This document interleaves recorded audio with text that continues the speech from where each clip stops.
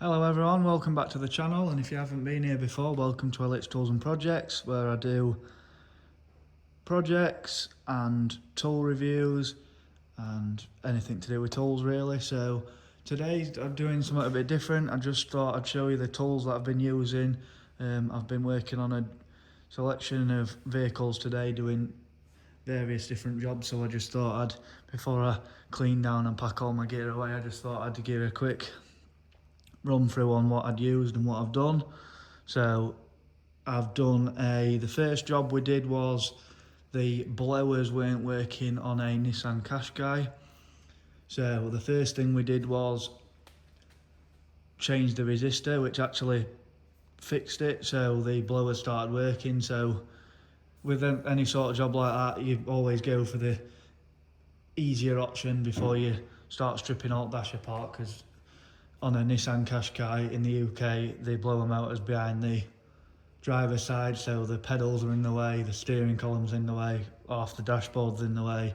So luckily it was a resistor, so thankfully we just used a right angled pick and my new Weehar 8-in-1 pliers just to whip the resistor off. So that was a nice easy job to get us going. And then next up I had a range of different parts to fit onto my Golf GTI. So we had the trim panel piece which clips onto the bottom of the bumper.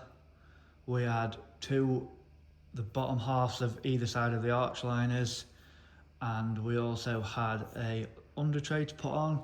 So typical German Volkswagen procedure, in order to get the trim panel piece on the bottom of the bumper, you have to strip the bumper down and take the fog light brackets off, because the trim panel piece clips onto the bottom of the bumper and then the fog light brackets clip on the top to hold it all in place. So to do that, I just used my Weehar lift up screwdriver. So let's get it to focus. So just got a PZ2 bit in the end of there to unscrew the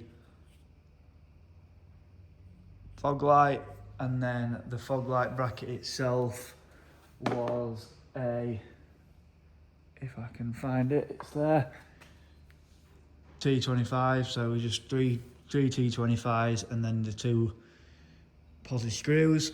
So that was that, and then I just put the T25 on the Milwaukee 3/8 high-speed battery ratchet, which very handy thing to have. I'm so glad I got that, because you can get into tighter spaces where you can't get with my 3/8 stubby gun, which is on the floor, which was used for some other jobs. So that was that, and then same again, the under tray and the arch liners were T30. So just put the T30 on the ratchet again and just sorted that. And then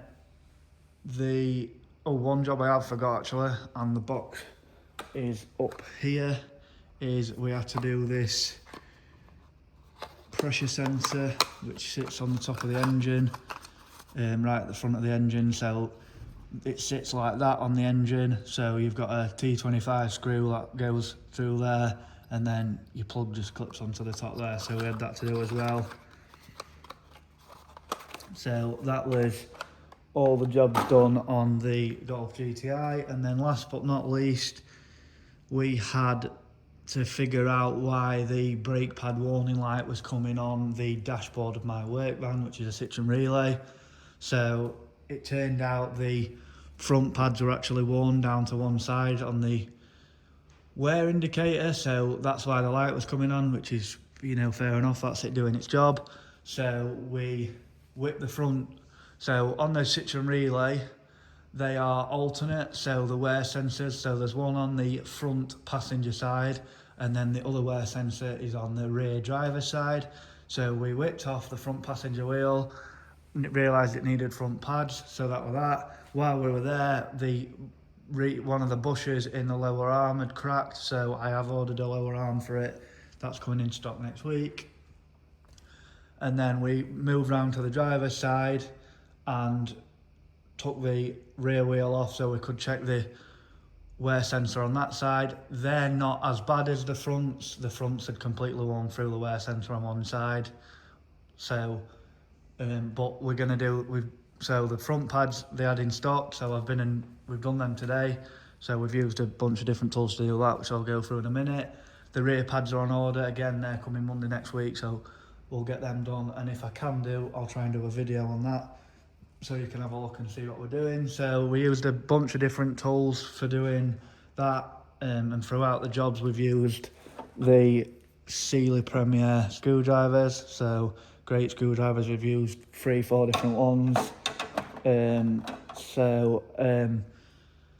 Tools we used on the brake pad job were CK wire brush, just to clean everything up before we put the new pads in. We used this Weeha mechanic screwdriver with a hammer head to pry the caliper off. I used my 3/8 gear wrench flex head long ratchet to just nip the caliper bolts up. So I just did them with the 3/8 stubby gun until it clicked once, and then I just tightened them up by hand with this just to make sure they were in tight, but not obviously ugger and tight. And then actually, just while I'm going down the tools on the bench, I forgot I also swapped the coolant tank on my GTI because it was all murky, so you couldn't actually 100% tell where the level was. So in order to move the annoying clips that hold the coolant bottle pipes on, I used my new 250mm Nipex twin grips. And what's great about these is if you push that button in, you can widen the jaw up, so if you need to get on something a bit wider, you can do. So we use them, which is great. So back to the van. Obviously to get the wheels off, I used my 1/2" mid-torque Milwaukee. There's the part number if anybody's interested. And my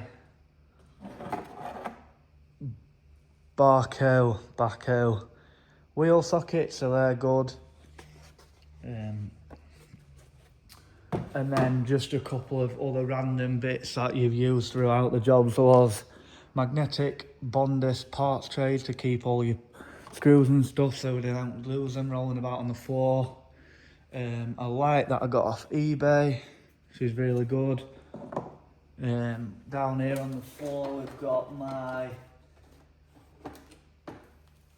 10 tools, 40 to 210 Newton meters 1/2" torque wrench, which actually needs decompressing, so I will do that quickly now while I'm on camera. So you just undo the screw at the bottom, twist it anti-clockwise to decompress it, because you don't want to leave the spring under load. So wind it all the way back off, and then it's just gone loose to 0. Put the 0 back in the middle, and I just tighten the screw back up at the bottom so it's ready to go next time. So that's got the 21mm Baco socket, wheel socket out the set to do my van wheels. So that's that. And then the only other things, obviously we use the pick, we also use I'm actually lying, it's still on there. The screw to hold the sensor on was a T20, so that's that on there. And then the only other things we've used are some copper grease for the brake pads, just on the ends where the tabs go in, so it just doesn't squeal. That's in my consumables box, which I'll do a video on, and then you can see the handle. there we use my 2.5 ton trolley jack, and there's also an axle stand on the floor to just make sure everything was nice and safe. So yeah, just a bit of a different video, guys. It's a bit long, but I just thought I'd show you the tools that I've used. Next time I'll try and get a video on the jobs themselves, just so it adds a bit of, so you know what I'm doing. And then just one last thing. To refill the coolant tank, I just got a nice little 3 litre jug with a lid, so you can mix your coolant in there to the right level and put it in. So yeah, let me know what you think, guys, if there's something you like, and if you do want to see me actually doing the jobs and stuff, so I can try and remember to do that next time. I've also remembered my mic this time, so hopefully the audio quality is a bit better. But yeah, let me know what you think down in the comments. Thank you very much for watching, and I'll see you in the next video. Cheers.